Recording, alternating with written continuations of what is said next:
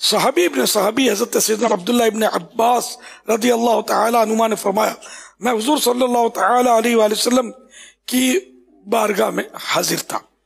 حضرت سیدنا ابوبکر صدیق، حضرت سیدنا عمر فاروق، حضرت سیدنا عثمان غنی اور حضرت سیدنا امیر معاویہ رضی اللہ تعالی عنہم اجمعین بھی موجود تھے. اچانک حضرت سیدنا علی المرتضی کرم اللہ تعالی وجہہ الکریم تشریف لائے.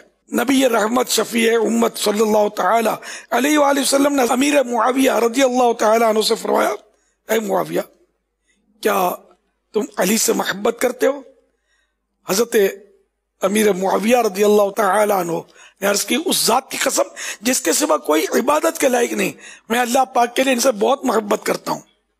حضرت سیدنا امیر معاویہ رضی اللہ تعالی عنہ حضرت مولا علی کرم اللہ تعالی وجہ الکریم سے بڑی محبت فرمایا کرتے. ایک بار حضرت سیدنا امیر معاویہ رضی اللہ تعالی عنہ کی محفل میں حضرت سیدنا علی المرتضی شیر خدا کرم اللہ تعالی وجہ الکریم کا ذکر خیر ہوا تو آپ رضی اللہ تعالی عنہ نے فرمایا خدا کی قسم جب مولا علی کلام فرماتے تو آپ کی آواز مبارک میں شیر کی سی گرج ہوتی، جب ظاہر ہوتے تو چاند کی طرح روشن ہوتے اور جب نوازتے تو بارش کی طرح بے انتہا عطا فرماتے. بعض حاضرین نے سیدنا امیر معاویہ سے پوچھا آپ افضل نہیں حضرت سیدنا علی؟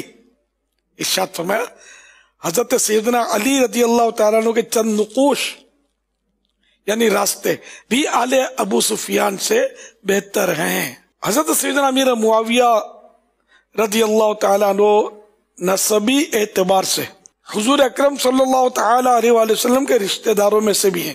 آپ کے والد محترم حضرت سیدنا ابو سفیان رضی اللہ تعالی عنہ اور والدہ حضرت بی بی ہند رضی اللہ تعالی عنہ نے فتح مکہ کے دن نبی کریم صلی اللہ تعالی علیہ وآلہ وسلم کے مبارک ہاتھ پر اسلام قبول کیا.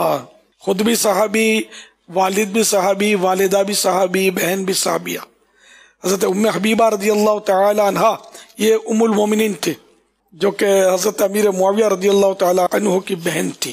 حضرت معاویہ رضی اللہ تعالی عنہ وہی لکھا کرتے تھے. تو آج جو ہمارے پاس قرآن کریم ہے نا اس میں حضرت سیدنا امیر معاویہ رضی اللہ تعالی عنہ کی کتابت وہی بھی شامل ہے اور یوں یہ محسن امت بھی ہیں.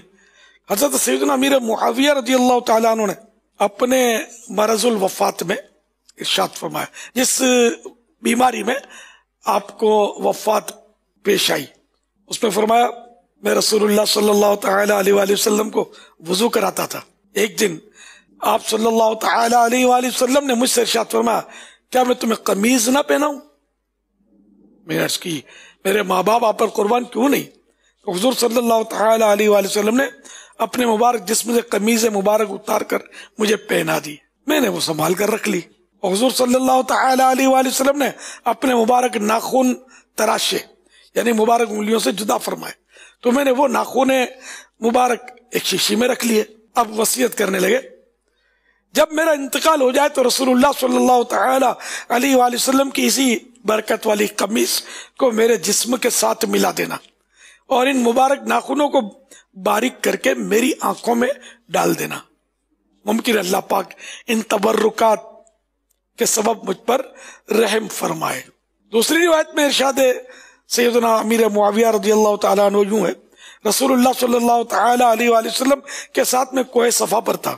عمرہ شریف کی ادائیگی کے بعد رحمت عالم صلی اللہ تعالی علیہ وآلہ وسلم کے سر مبارک کی مختلف جگہوں سے میں نے بال شریف تراش کر جدا کر کے لے لیے. جب میرا انتقال ہو جائے تو ان بالوں کو میرے منہ اور ناک میں بھر دینا. کیا عشق تھا سبحان اللہ.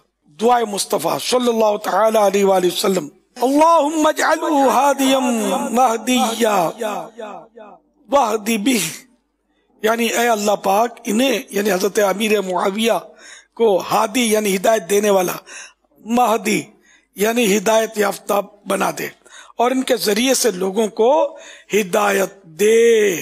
معجم الکبیر حدیث نمبر 1066. دعائے مصطفیٰ صلی اللہ تعالی علیہ وآلہ وسلم اے اللہ پاک معاویہ کو کتاب کا علم اور حکمت سکھا اور اسے عذاب سے بچا۔ معجم اوسط حدیث نمبر 1838، دعائے مصطفیٰ صلی اللہ تعالی علیہ وآلہ وسلم: اللہم اہدیہ بالہدا وجنبہ الردی واغفر لہ فی الآخرۃ والأولی۔ یعنی اے اللہ معاویہ کو ہدایت پر ثابت قدمی عطا فرما، انہیں ہلاکت سے محفوظ فرما اور دنیا و آخرت میں ان کی مغفرت فرما۔ السنت للخلال میں ہے: معاویۃ بن ابی سفیان احلم امتی و اجودھا، یعنی میری امت میں معاویہ بن ابو سفیان سب سے بردبار، یعنی صبر و برداشت والے اور سخی ہیں۔ ایک اور حدیث پاک ابن عساکر کی ہے کہ رسول پاک صلی اللہ تعالی علیہ وآلہ وسلم نے ام المومنین حضرت سیدتنا ام حبیبہ رضی اللہ تعالی عنہ سے ارشاد فرمایا: اللہ پاک بروز قیامت آپ کے بھائی معاویہ کو اس طرح اٹھائے گا کہ ان پر نور کی چادر ہوگی۔